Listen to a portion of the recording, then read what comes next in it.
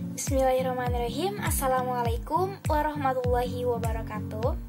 Halo, selamat pagi anak-anak. Bagaimana nih kabarnya? Alhamdulillah ya. Semoga tetap diberikan kesehatan. Dan jangan lupa setiap keluar rumah jangan lupa mencuci tangan, pakai hand sanitizer, dan jangan lupa pakai masker, oke? Iya, pintar sekali ya anak-anak ibu. Nah, sebelumnya kalian udah pada tahu belum sih nama ibu siapa? Betul sekali ya, karena ada istilah tak kenal maka ta'aruf. Ya, tak kenal maka ta'aruf ya, kita harus kenalan dulu dong. Nah, perkenalkan nama ibu Winarti. Nah, kalian semua boleh panggil Ibu Wina aja ya. Ya. Nah, jadi pada kesempatan kali ini kita akan belajar mengenai upaya-upaya pelestarian lingkungan alam sekitar kita. Sebelum kita belajar, alangkah baiknya kita berdoa dulu, karena agar kuota yang kita keluarkan, terus waktu yang kita luangkan untuk menuntut ilmu ini diberikan kelancaran. Jadi kuota yang kita keluarkan, kuota yang kita keluarkan tidak terbuang dengan sia-sia ya.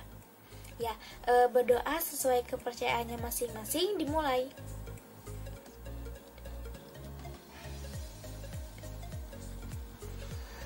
Berdoa selesai ya.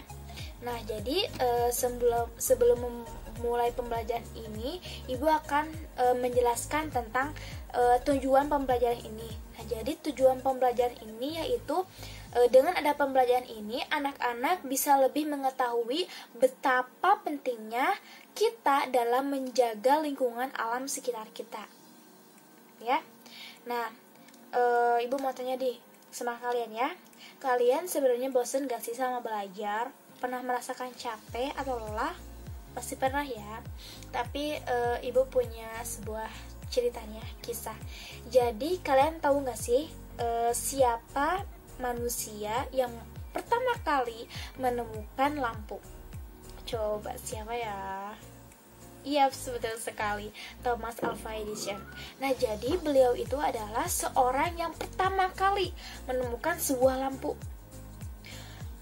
Pastikan Thomas Alva Edison itu belajar dan pernah merasakan apa artinya lelah, pernah merasakan gagal. Tapi bayangkan jika waktu itu Thomas Alva Edison berhenti untuk belajar, berhenti untuk mencoba untuk menemukan sebuah lampu, mungkin lampu pada hari ini, lampu yang ibu pakai, terus lampu yang anak-anak pakai, tidak akan ada kalau misalnya dulu Thomas Alva Edison itu berhenti untuk belajar.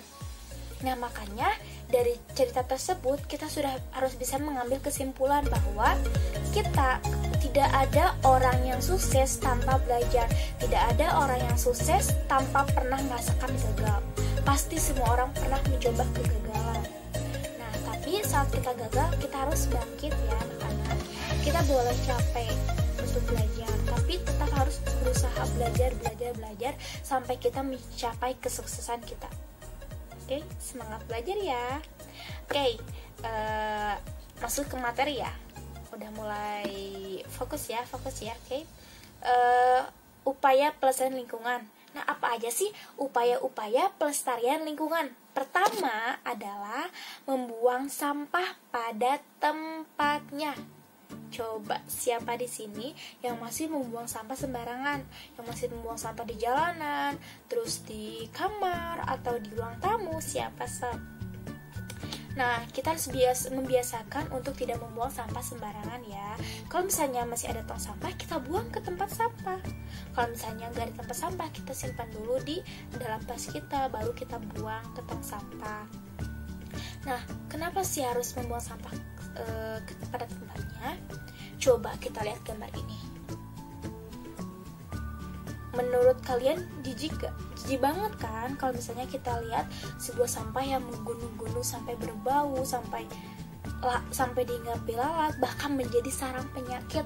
Coba bayangkan di rumah kalian banyak sekali sampah berserakan.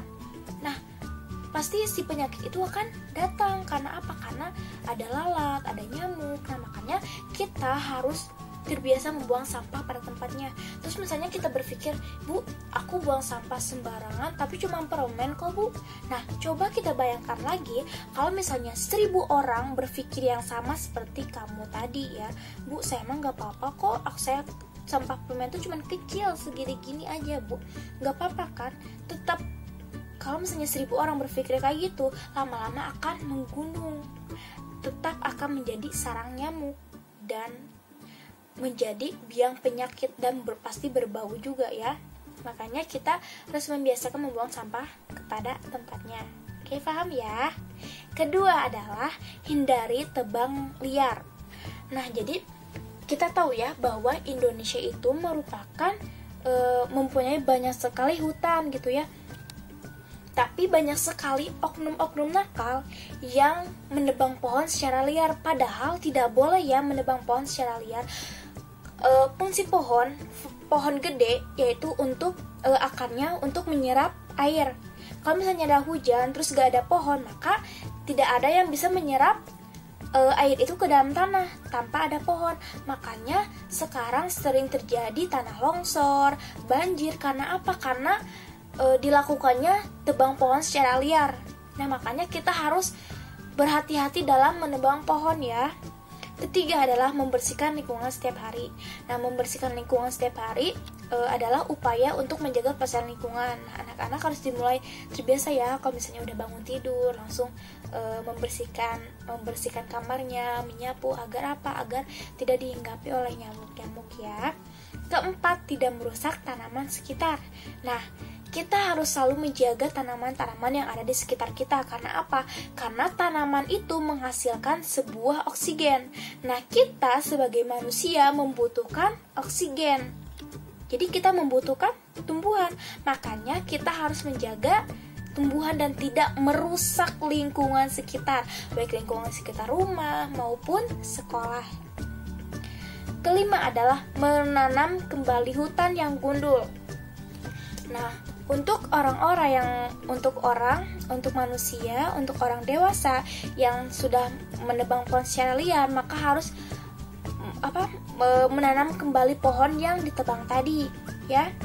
Jadi misalnya ini pohon, terus kita tebang, nah kita harus menanam kembali pohon yang baru. Agar apa? Agar ada pengganti, agar si pohon yang sudah dicabut kita manfaatkan, dan yang sudah dicabut itu kita menanam kembali si pohon yang baru agar si pohon itu tetap ada. Jadi hutan tidak menjadi gundul. Oke? Kita kasih tahu ya orang tua kita, saudara-saudara kita yang masih suka menebang pohon. Dan menebang pohon pun tidak boleh asal-asalan. Kita harus lihat dulu ini sudah pantas ditebang atau tidak. Misalnya pohon kecil kita sudah tebang, tidak boleh ya, harus menunggu sampai besar dulu. Kalau bisa diameternya adalah 50 cm. Oke.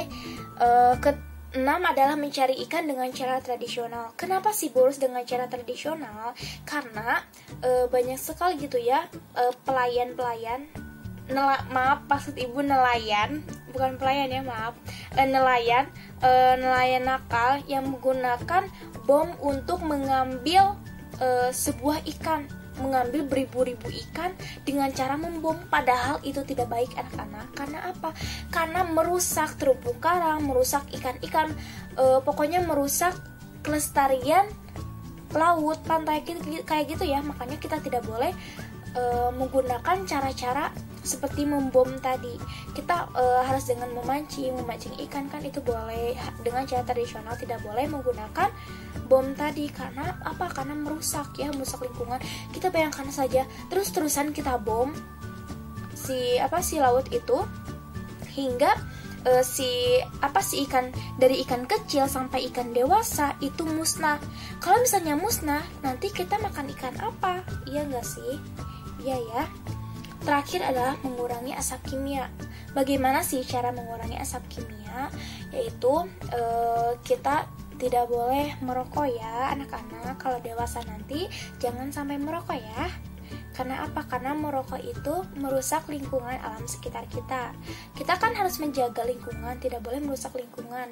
Yaitu dengan cara tadi tidak merokok, dan kedua adalah menguranginya dengan cara kalau bisa di rumah kita tidak boleh satu rumah ada 5 mobil, cukup satu mobil aja sama berlima untuk mengurangi polusi di udara kita. Dan kita harus menanam sebuah pohon di setiap lingkungan rumah kita, selalu harus ada pohon.